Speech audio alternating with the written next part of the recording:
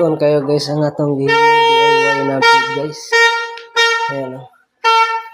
So wala pa lang ko kapalit direct itong rubber. Kaya na sa gamit na. Palitan itong rubber na 2x2. Hindi na makabukas. Yan lang guys.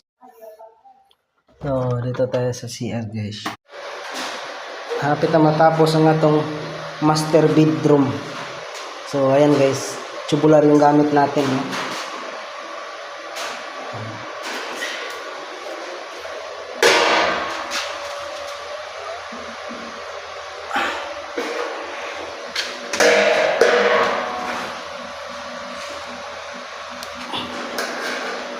Okay na guys. Walang kalampag guys. Walang